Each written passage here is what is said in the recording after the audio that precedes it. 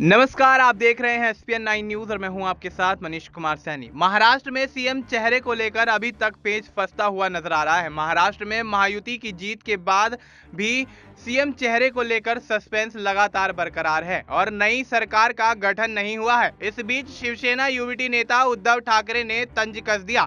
उन्होंने सवाल उठाते हुए कहा कि अगर हम लोग इस तरह से सरकार बनाने में देरी कर रहे होते तो अभी तक राज्य में राष्ट्रपति शासन लग गया होता। महाराष्ट्र के पूर्व सीएम और शिवसेना यूबीटी नेता उद्धव ठाकरे ने ईवीएम को लेकर आंदोलन कर रहे सामाजिक कार्यकर्ता बाबा आढाव का भी जिक्र किया। उन्होंने कहा, महाराष्ट्र चुनाव के नतीजों के खिलाफ पुणे के महात्मा फुले की जन्मभूमि में समाज सेवी डॉक्टर बाबा आढाव पिछले 3 दिनों से आंदोलन कर रहे हैं। उनसे मिलने के लिए विपक्ष के नेताओं का तांता लगा हुआ है।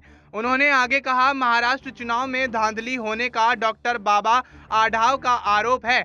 ईवीएम में गड़बड़ी होने का बाबा आढाव का आरोप है। महाराष्ट्र में महिलाओं को लाडली बहन योजना के माध्यम से महिलाओं को खरीदने की कोशिश की, ऐसा बाबा आढाव का आरोप है। आज सुबह एनसीपी शरद पवार ने डॉक्टर बाबा आढाव से मुलाकात की और चुनावी नतीजों के खिलाफ लोगों से सड़क पर उतरने का आह्वान किया। उद्धव ठाकरे ने आगे कहा, एनसीपी प्रमुख शरद पवार जब बाबा आढाव से मुलाकात करने चले गए तो उसके बाद उनके भतीजे और राजनीतिक विरोधी अजीत पवार भी बाबा आढाव से मिलने पहुंचे। अजीत पवार ने बाबा आढाव के सामने महायुति गठबंधन का पक्ष रखने की कोशिश की। अजीत पवार ने कहा कि ईवीएम में गड़बड़ी हो सकती है। चुनाव जीतने के लिए लाडली बहन योजना लागू किए जाने की बात उन्होंने कबूल की।